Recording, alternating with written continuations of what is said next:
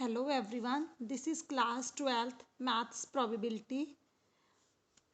In the last video we have done the concept of without replacement and with replacement. आज हम करने जा रहे हैं if the things are drawn at random means अगर ना विद रिप्लेसमेंट है ना विदाउट रिप्लेसमेंट कुछ गिवन है और हमें वन से ज़्यादा चीज़ें एक बार में ड्रॉ करनी है तो उसके number of ways of selection क्या होते हैं NCR मीन्स टोटल आपके पास 5 थिंग्स हैं, आपको उसमें से 2 चीज़ें सिलेक्ट करनी है तो 5C2 this combination you have done in +1 class NCR equal to n factorial upon r factorial into n-r factorial. तो देखिए इस फॉर्मूले को हम कैसे यूज़ करते हैं। This concept is not in NCERT book, ये NCERT बुक में कॉन्सेप्ट नहीं दिया गया लेकिन कॉन्सेप्ट इम्पॉर्टेंट है।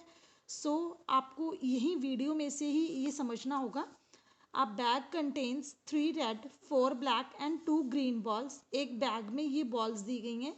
2 balls are drawn at random, 2 balls आपको निकालनी है। Find the probability that both are red, हमें प्रोबेबिलिटी बतानी है कि निकाली गई दोनों बॉल्स ही रेड हों, एक रेड एक ग्रीन हो। अब देखिए हमें इसको कैसे यूज़ करते हैं। रेड बॉल्स थी 3, ब्लैक बॉल्स हैं 4, ग्रीन है 2, तो टोटल बॉल्स हमारे पास कितनी हो गई 9। अब हमें प्रोबेबिलिटी निकालनी थी that both the balls are red, अगर दोनों की दोनों बॉल्स रेड हों। अब प्रोबेबिलिटी के लिए फॉर्मूला क्या होता है, number of favourable cases upon total number of cases. अब फेवरेबल केसेस कितनी बॉल्स निकाली गई हैं 2 बॉल्स और दोनों की दोनों क्या चाहिए रेड चाहिए। रेड बॉल्स टोटल कितनी थी 3, हमने कितनी निकालनी है 2, तो रेड बॉल्स के लिए फेवरेबल केसेस क्या हो गए 3C2 अपॉन टोटल केसेस कितने हैं, अपॉन में लेना था total number of cases. Total cases balls कितनी है 9, हमें कितनी निकालनी है उसमें से 2, तो हमारा फॉर्मूला क्या हो गया 9C2 मीन्स की number of favourable cases upon total number of cases. जो पूछा गया उसको ऊपर रखे उसके केसेस, नीचे टोटल केसेस लिखते हैं। अब इसको सॉल्व कैसे करते हैं, आप +1 क्लास में भी सीख चुके हो। 3C2 कैसे निकालते हैं NCR n factorial upon r factorial into n-r factorial means n is 3 r is 2, 3 factorial upon 2 factorial into 3-2 that is 1 factorial. अब इसको सॉल्व कीजिए, your answer is 3। Next 9C2 कैसे ओपन होगा 9 factorial upon 2 factorial into 9-2 factorial. इसको solve करा, answer is 36। So put in star equation 3C2 की value 3, 9C2 की value 36, 3/36 answer is 1/12। Same second part में पूछा गया था 1 इज रेड 1 इज ग्रीन। अब रेड बॉल्स कितनी है 3, टोटल रेड 3 बॉल्स हैं, हमें कितनी चाहिए 1, तो 3C1 इंटू 1 कौन सी निकालनी है ग्रीन, ग्रीन्स बॉल्स कितनी थी 2, हमें कितनी निकालनी है 1, तो 2C1 अपॉन टोटल तो सेम ही रहता है 9C2। 3C1 क्या होता है 3, 2C1 क्या होता है 2, 9C2 हमने निकाल चुके हैं, कितना है 36। इसको सॉल्व करा, answer is 1/6। So this was the concept that was pending for exercise 13.2, यही वो कंसेप्ट था जो बच गया था। So do practice of that sums. Let's move for Bayes theorem. This theorem is for exercise 13.3। 13.3 exercise में हम लोग बायस थ्योरम का यूज़ करेंगे प्रोबेबिलिटी फाइंड करने के लिए। Let's see what is Bayes theorem. If E1 E2 En are n non-empty events which constitute a partition of sample space S, these events are pairwise disjoint, union equal to S, and A is any event of non-zero probability, then this formula will hold।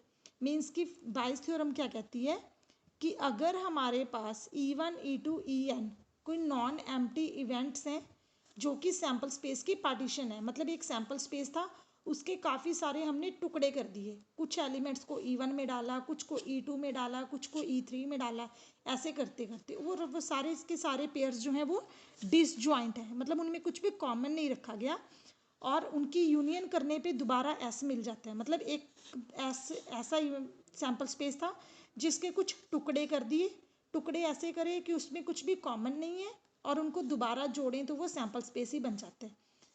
और a is any event of non zero probability, a एक ऐसा event है जिसकी probability non zero है, तो उसके लिए then E probability of E I upon A means कि ये कंडीशनल प्रोबेबिलिटी की तरह आप उसको ले सकते हो।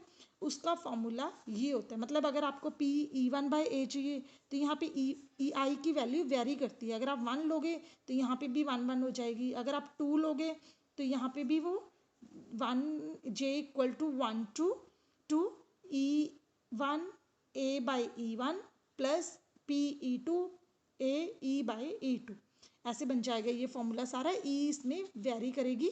तो देखते हैं हम इस थ्योरम को कैसे यूज़ करते हैं। इसके लिए आप एग्जाम्पल नंबर 16 देखिए।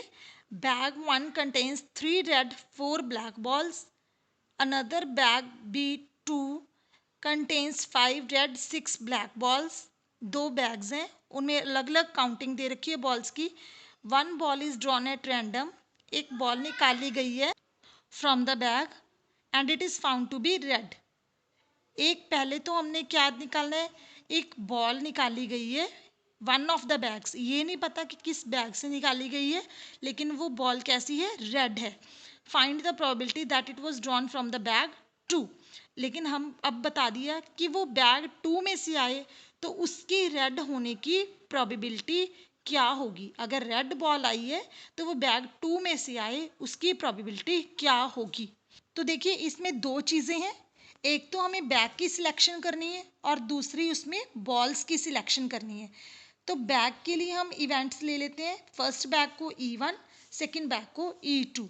तो प्रोबेबिलिटी ऑफ E1 क्या हो जाएगी, प्रोबेबिलिटी ऑफ E1 हो जाएगी 1/2 और प्रोबेबिलिटी ऑफ E2 भी क्या हो जाएगी 1/2।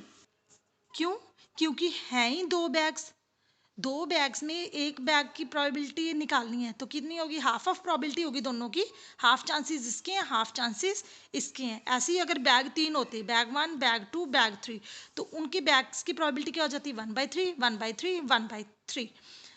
तो रेड बॉल्स गिवन थी, ब्लैक बॉल्स गिवन थी।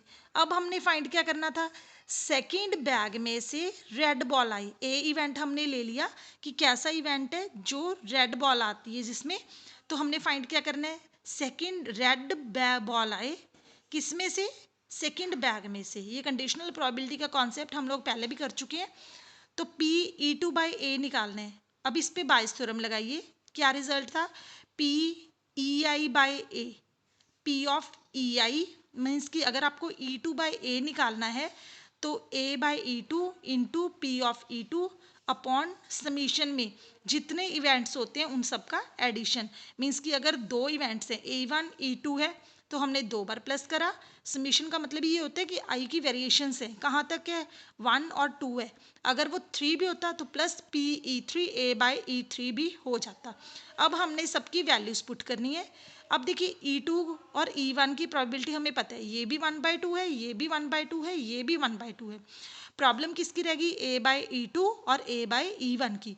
A बाई E2 का मतलब क्या है, रेड बॉल सेकेंड बैग में से।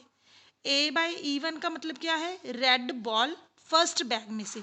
तो यहाँ पे देखिए A बाई E2 मीन्स कि रेड बॉल सेकेंड बैग में से। सेकेंड बैग में से रेड बॉल की प्रोबेबिलिटी क्या है, सेकेंड बैग में टोटल कितनी बॉल्स हैं 11, रेड कितनी है 5, तो प्रोबेबिलिटी क्या हो जाएगी 5/11। Same A by E1 means कि रेड बॉल फर्स्ट बैग में से, टोटल बॉल्स कितनी है 7, रेड कितनी है 3, तो इसकी प्रोबेबिलिटी क्या हो जाएगी 3/7, इसकी 3/7, इसकी 5/11, इसके लिए 1/2। अब इसको सॉल्व कीजिए and we will get our answer. So do practice of these sums and try to solve the sums of 13.3, but we will do these sums in next video. Thank you.